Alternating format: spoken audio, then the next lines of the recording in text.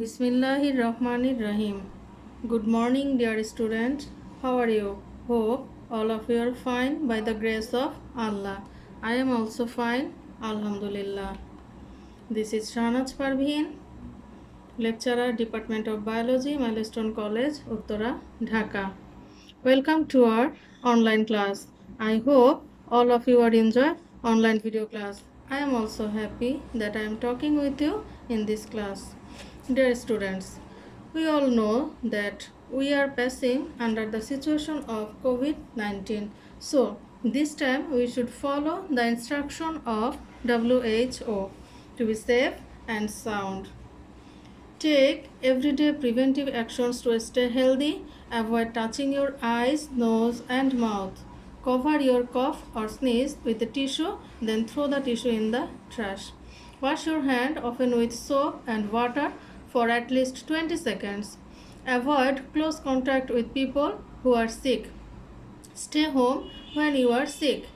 Clean and disinfect frequently touched objects and surfaces using a regular household cleaning spray or wipe.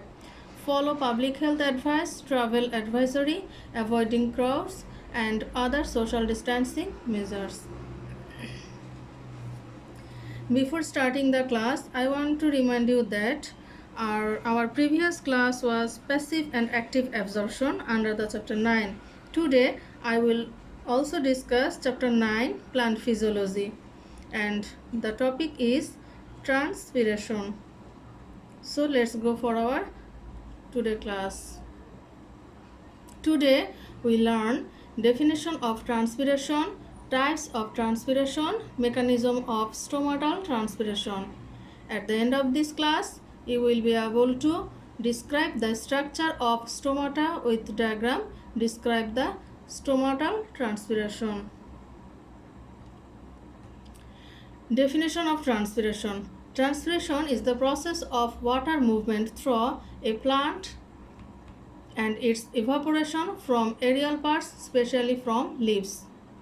It is essentially evaporation of water from leaves. It occurs chiefly at the leaves while their stomata are open for the passage of carbon dioxide and oxygen during photosynthesis. Transpiration is a common physiological phenomenon in terrestrial plants. Leaves and green shoots are the principal organs of transpiration. What is stomata? Stomata are pore in a plant's skin through which water and gases are exchanged in the plant and the atmosphere. Structure of stomata.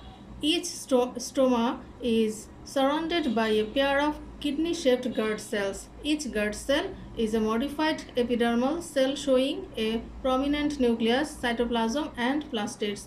The wall of the guard cell is differentially thickened. The inner wall of each guard cell facing the stomata is concave and is thick, rigid.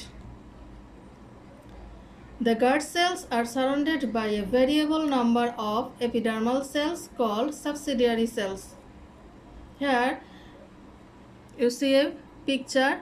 This is stomata and this is the pore.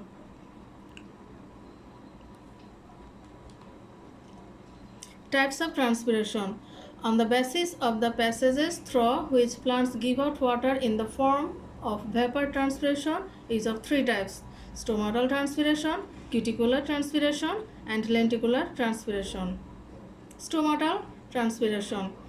Stomata are minute pores confined to epidermis of green shoot and leaves. Opening and closing of stomata are controlled by guard cells. Maximum loss 90 to 95% of the total water loss of water from the plant tissue takes place through the stomatal opening. Cuticular transpiration. The loss of water through the cuticle is known as cuticular transpiration. Lenticular transpiration. Sometimes transpiration occurs through lenticels, the small opening in the corky tissue covering stems and twigs, and this type of transpiration is said to be the lenticular transpiration. In this process, only 0.1% water is given off of the forms of vapor. Water is transported in xylem from the roots where water potential is higher and the leaves where water potential is lower. The arrangement of the tissue, the function of the cell and water potential determine the direction in which water will move through a plant. Water passes out of the leaf as vapor.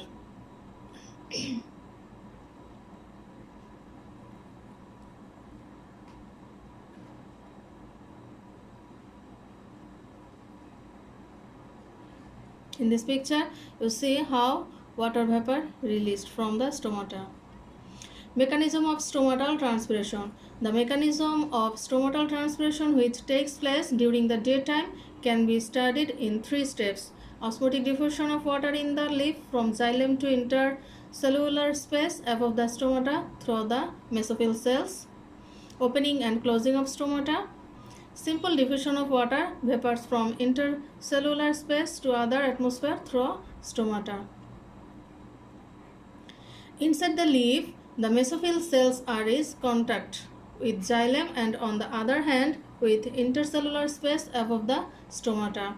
When mesophyll cells draw water from the xylem, they become turgid and their diffusion pressure deficit and osmotic pressure decreases, with the result that they release water in the form of vapor in intercellular spaces close to stomata by osmotic diffusion.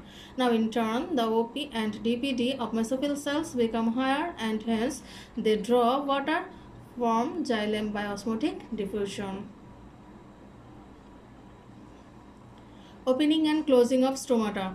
Consequent to an increase in the osmotic pressure and diffusion pressure deficit of the guard cells, osmotic diffusion of water from surrounding epidermal cells and mesophyll cells into guard cells follows. This increases the turgor pressure of the guard cells and they become turgid. The guard cells swell, increase in length and their adjacent thickened surfaces starts forming a pore and thus the stomata open. On the other hand, when OP and DPD of guard cells decrease relative to surrounding epidermal and mesophyll cells, water is released back into the latter by osmotic diffusion and the guard cells become flaccid. The thickened surfaces of the guard cells come close to each other, thereby closing the stomatal pore and stomata. Here are some questions from this topic you have to learn. What is transpiration? Write down different types of transpiration. What do you mean by stomatal transpiration? This question will remain as homework. Hope all of you understand the lesson. If you have any question, ask your subjective teacher. Thank you so much for your attention. For today, that's all from my side. Stay home, take care of yourself. See you in the next class. Till then, Allah Hafiz.